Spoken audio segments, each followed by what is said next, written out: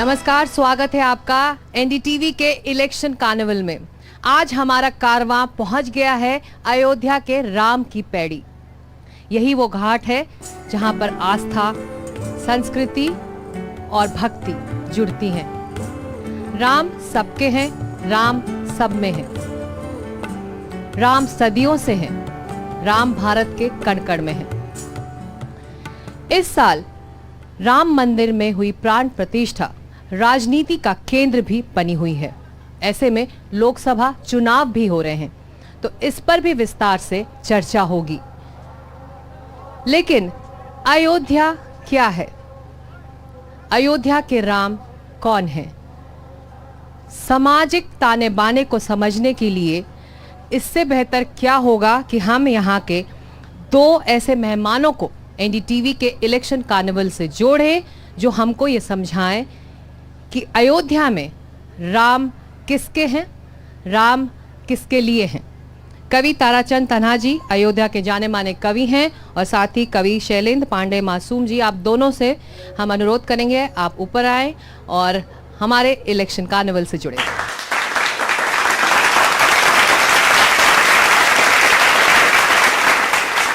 ताराचंद जी, जैसे कि हमने शुरुआत में कहा, राम सबके हैं, राम सब में है। राम हम सबसे कैसे जुड़ते हैं?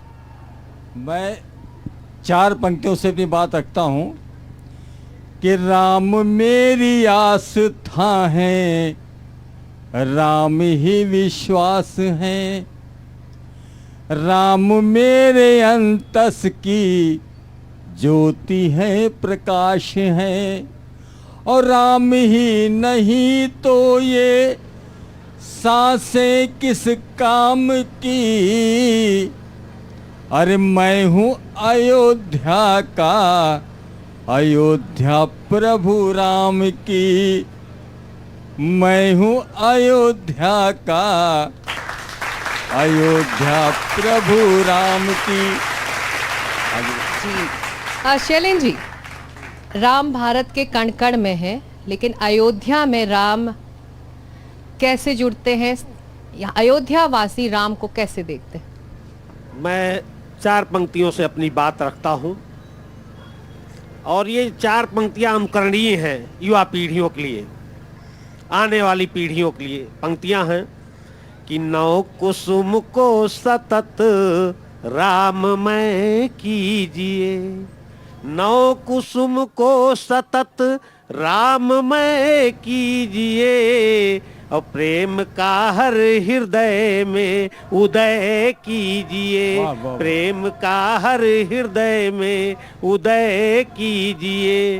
राम का नाम घर घर में छा जाएगा, राम का नाम घर घर में छा जाएगा, राम के ध्यान में चित्त लय कीजिए, राम के ध्यान में चित्त लय कीजिए। ताराचंद जी, राम हमारे धर्म से जुड़ते हैं, संस्कृति से जुड़ते हैं, सभ्यता से जुड़ते हैं, हमारी राजनीति से भी जुड़ते हैं, और चुनावी मौसम है तो राम का जिक्र भी हो रहा है, राम मंदिर का भी जिक्र हो रहा है। ऐसे में आप इस पूरे मामले पर क्या कहेंगे? क्या राजनीति और राम को जोड़ना सही है? कुछ पंक्तियां, अभी देखिए हमारे हिंदू नववर्ष शुरू हुआ है, कुछ पंक्तियां मैं राम को लेकर हिंदू नववर्ष पे सुनाना चाहता हूं आपको कि प्रीत बढ़े उत्कर्ष बढ़े, प्रीत बढ़े उत्कर्ष बढ़े, ये भाव बने जो चंदन से, मंगलमय हो वर्ष नूतन, वंदन है रघुनंदन से।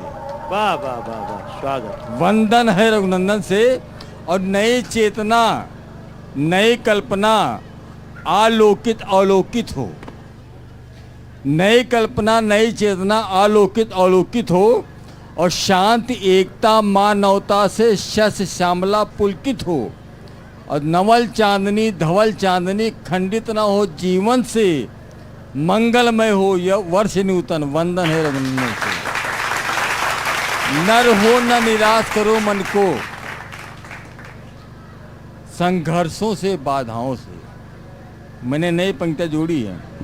नर हो न निराश करो मन को, संघर्षों से बाधाओं से, संदेश हमें उपदेश हमें ये मिलता वेद ऋचाओं से। आशाओं के दीप जले अभिलाषा है ये जन जन से, मंगलमय हो वर्ष नूतन वंदन है रघुनंदन से। अंतिम पंक्तियाँ सुनिएगा, जो अभी आपने बात की वो उसका उत्तर मिल जाएगा कि हर्ष यहाँ, उत्कर्ष यहाँ, संघर्ष यहाँ भी झनकृत है। भाई साहब, हर्ष यहाँ, उत्कर्ष यहाँ, संघर्ष यहाँ भी झनकृत है। ऐसी यहाँ की संस्कृत है, आतंक स्वयं आतंकित है। वाह वाह वाह वाह।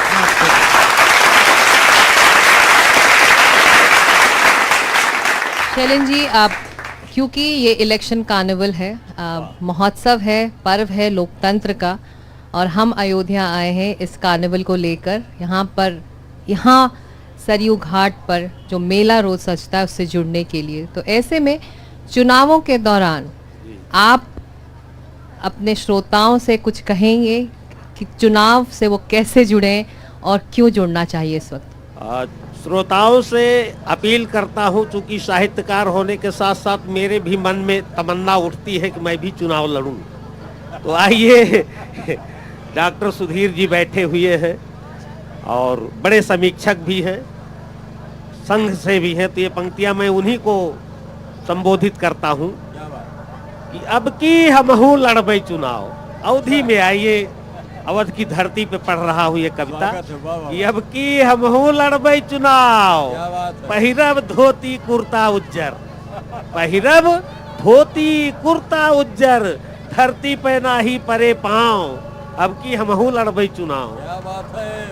बंद देखिएगा कि जही और काफिला चले मोर, तन्हा जी, जही और काफिला चले मोर, मोटर गाड़ी के मचे शोर, और जब जनता से रूबरू हो तब दुनिया देखे हाव भाव, अब की हमहू लड़बे चुनाव। चलिए, बहुत आपके पास कुछ पंक्तियां हैं या फिर हम अगर आदेश हो तो बिल्कुल बिल्कुल जी जी बिल्कुल। यह इलेक्शन में भैया भेदभाव भूल जाओ, तन्हा जी, कि भेदभाव का भूल पड़ोसी जन का गले लगाओ, और यही साल में निश्चय कई के विश्व शांति फैलाओ, झूमे धरती अंबर सारा वारा नारा होई गराम, झूसे धरती अंबर सारा वारा नारा होई गराम, चारियू आरी अधियारा वारा नारा होई गराम। बहुत शुक्रिया कवि ताराचंद तन्हा जी और कवि शैलेंद्र पांडे जी, आप एनडीटीवी के इलेक्शन कार्निवल से जुड़े, चुनावों की बातें की, चुनाव में उतरने की बातें की, और राम सबके हैं और सब में राम है, ये भी आप लोगों ने समझाया। शुक्रिया।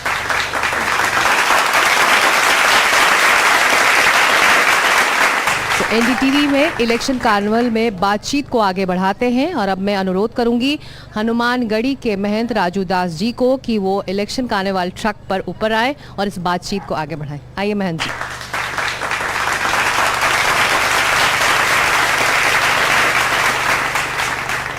महंत जी, राम मंदिर बन गया, प्राण प्रतिष्ठा हो गई, तो आज उस पर हम चर्चा नहीं करेंगे, क्योंकि आपसे बेहतर ये कौन समझता है कि इस पूरे दौरान आपने अयोध्या को भी बदलते देखा होगा।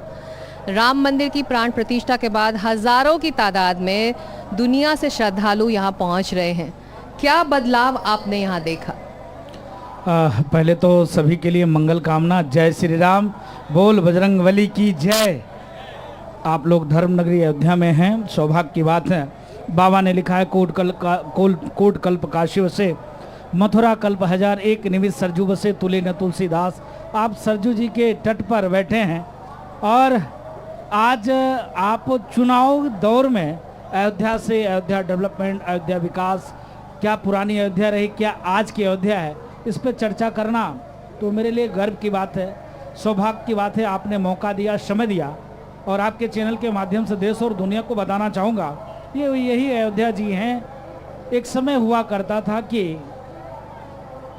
चैत्र रामनवमी, कार्तिक परिक्रमा, सावन झूले, ये 3 प्रमुख साल के त्यौहार, इसके अलावा श्री हनुमान जी महाराज के नाते मंगलवार, पूर्णमासी, तेरस, शनिवार, ये भी यहाँ माँ सरजू का स्नान, बगल में भोले बाबा हैं, उनके ऊपर जलाभिषेक और हनुमानगढ़ी जय श्री राम करते हुए व्यक्ति पहुँच जाता था, लड्डू प्रसाद चढ़ाता था और फिर अयोध्या के गलियों में साधुओं के पास, संतों के पास यही व्यवसाय था।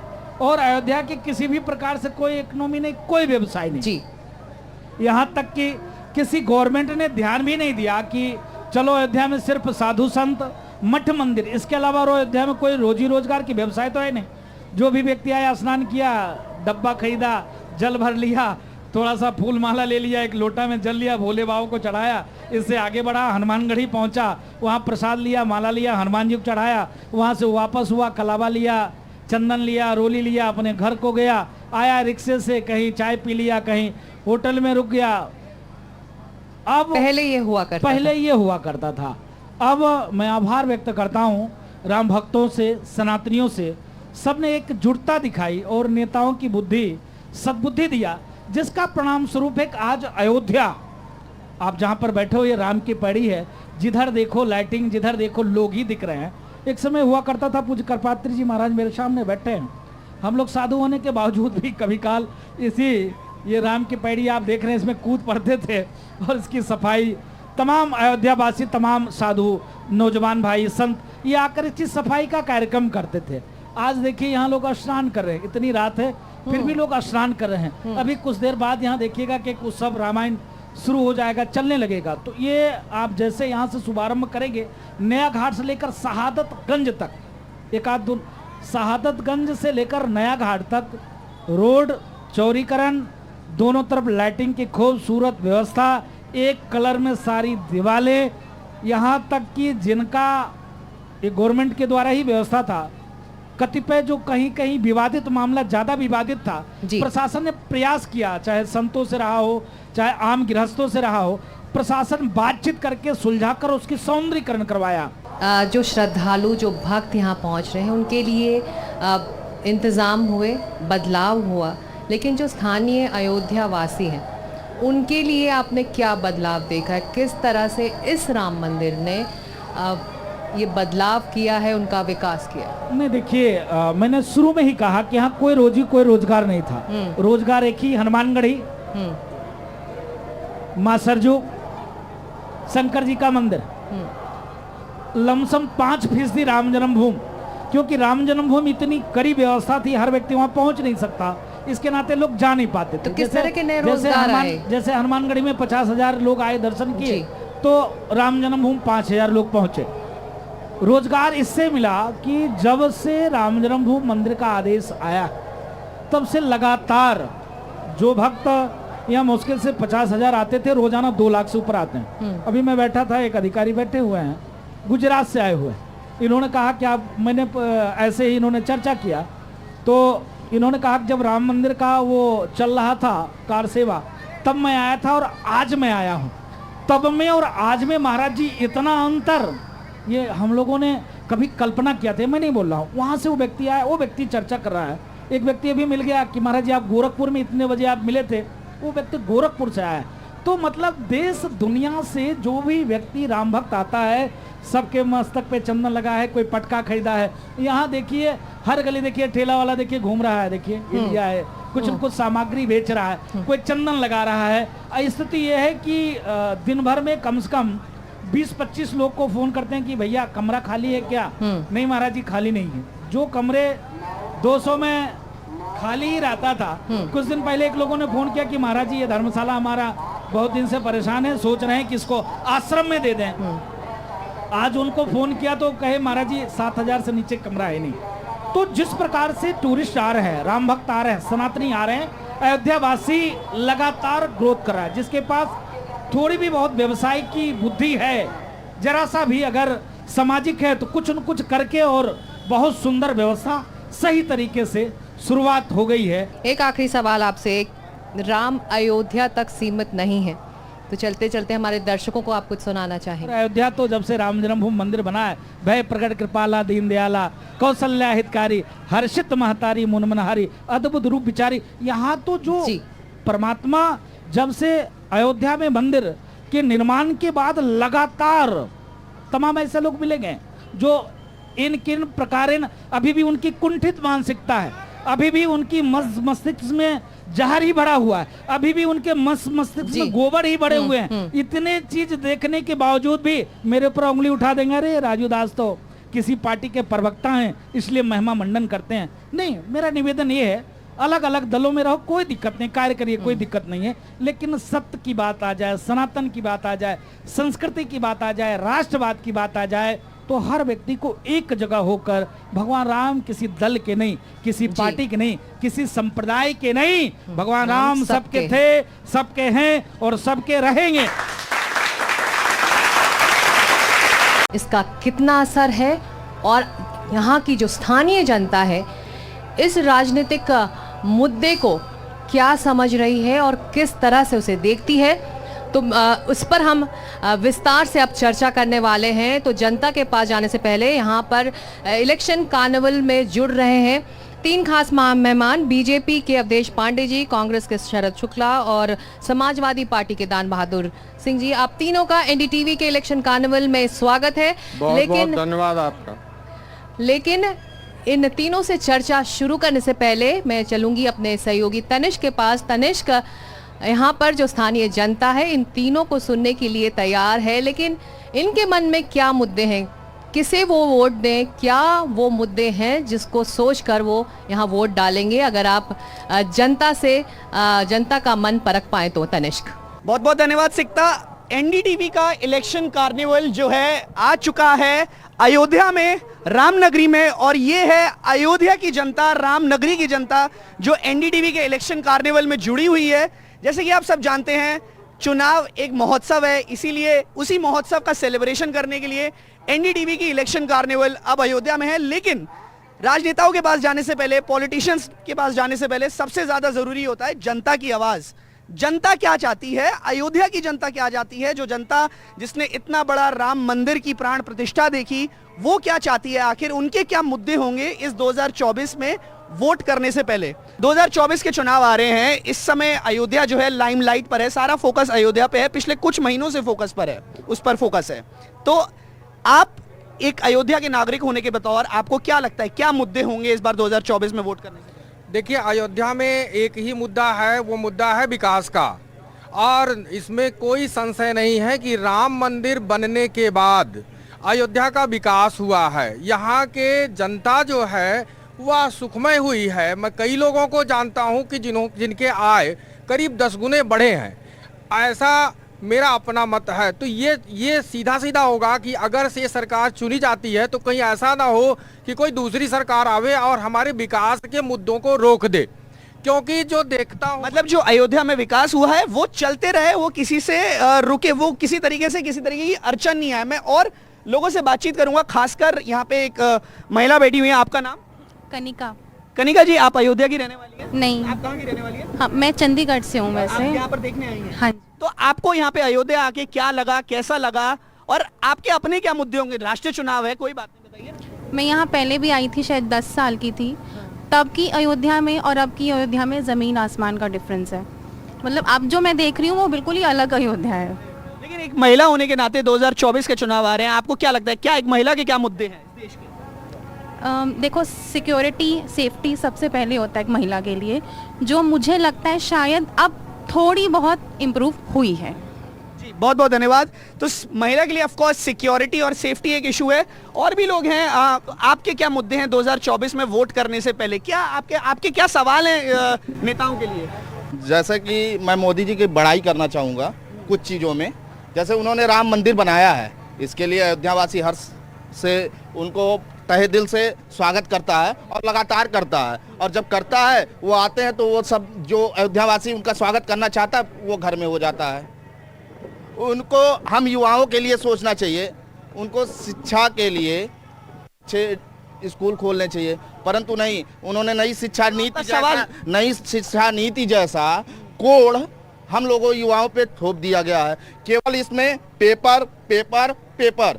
अभी 5 सेमेस्टर बीत गए, रिजल्ट नहीं आए। आप स्टूडेंट हैं? जी, दुर्भाग्य से स्टूडेंट लीडर भी हूँ। अच्छा, तो एम्प्लॉयमेंट कहीं ना कहीं इशू है स्टूडेंट का, चाहे वो अयोध्या के स्टूडेंट हो चाहे वो कहीं के भी स्टूडेंट। पूरे देश की बात है जो तो देखिए, स्थानीय लोगों के ये मुद्दे हैं।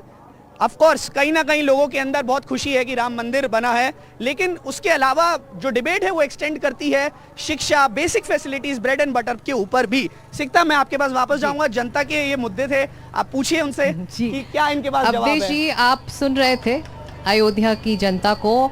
आप यहाँ के स्थानीय लोग राम मंदिर के बनने से खुश हैं, यहाँ पहुँच रहे श्रद्धालु भी खुश हैं कि प्राण प्रतिष्ठा हो गई, मंदिर बन गया। लेकिन आपके जो मौजूदा सांसद हैं एक बार फिर चुनावी मैदान में उतर रहे हैं, तो बीजेपी वोटरों के बीच जाकर क्या कह रही है? अगले 5 सालों में वो ऐसा क्या करेंगे? क्योंकि जो वादे थे वो तो पूरे हो गए, अब आगे क्या? देखिए, आपके चैनल के माध्यम से मैं नवरात्र के पावन पर्व पर अयोध्या वासियों की तरफ से, पूज्य सासू संतों की तरफ से पूरे देश को बधाई देना चाहता हूं। और आसन्न रामनवमी का महामहोत्सव है और उस पर्व की मैं पूरे देश को बधाई देना चाहता हूं। एक विकास का जो प्रश्न पूछा है, हमारे यहाँ से माननीय लल्लू सिंह जी फिर से प्रत्याशी के रूप में हैं, जो तीसरी बार चुने जाने वाले हैं। तीसरी बार मोदी सरकार भी चुनी जाएगी और तीसरी बार लल्लू सिंह जी भी सांसद चुने जाएंगे। इसके पीछे का जो बड़ा कारण है, 50,000 करोड़ की परियोजना से अयोध्या का सर्वांगीण विकास हो रहा है। अयोध्या के अंदर आज अंतर्राष्ट्रीय स्तर का एयरपोर्ट है, आज अंतर्राष्ट्रीय स्तर का रेलवे स्टेशन है। आज अयोध्या को केंद्र मान करके यहाँ तक जितनी भी रेल लाइन थी सबका दोहरीकरण, तिहरीकरण हो रहा है, इलेक्ट्रिफिकेशन हो रहा है, चौड़ीकरण हो रहा है।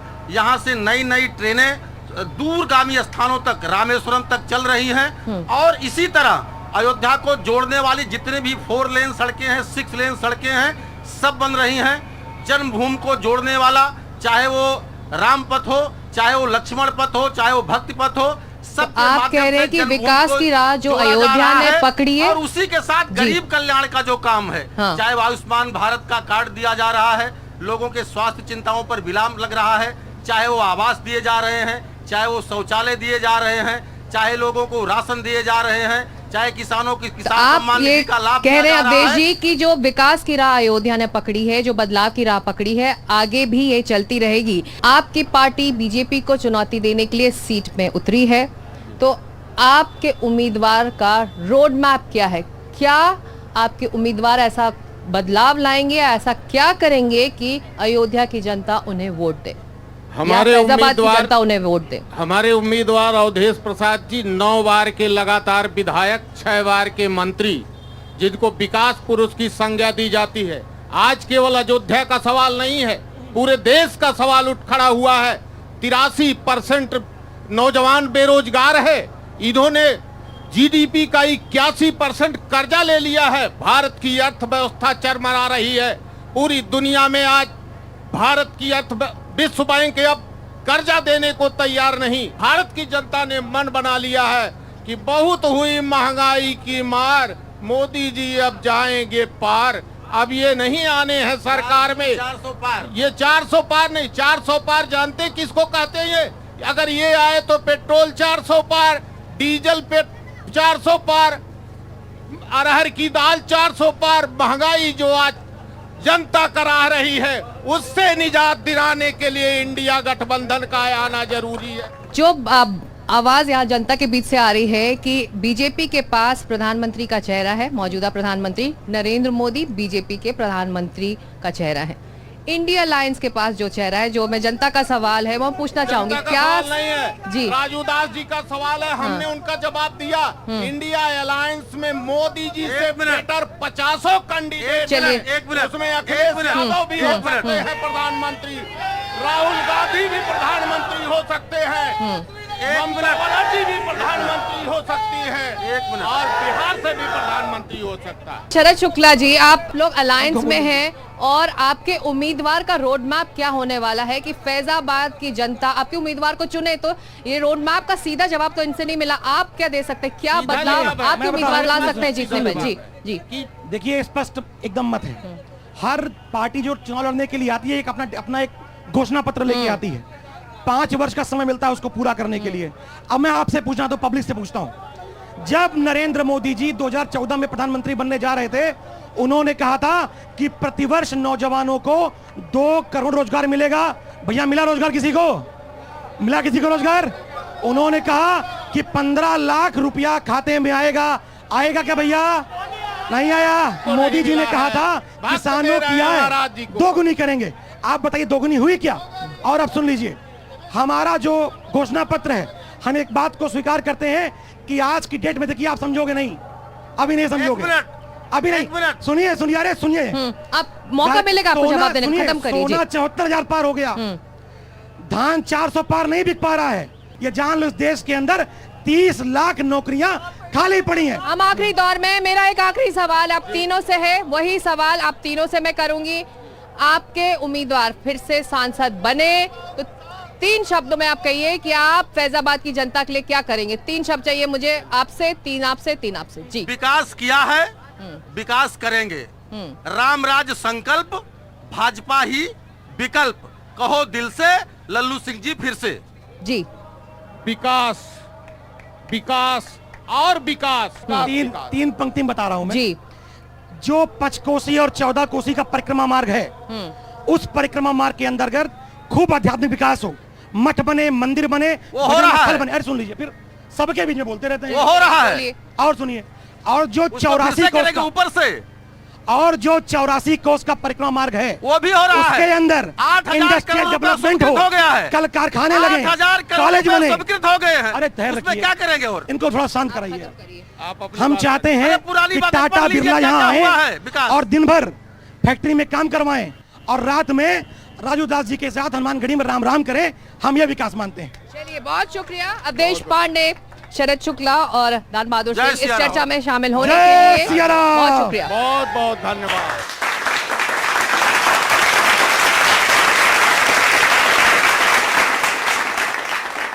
एनडीटीवी के इलेक्शन कार्निवल में अब वक्त एक छोटे से ब्रेक का है, कहीं मत जाइए, हम लौट रहे हैं इस छोटे से ब्रेक।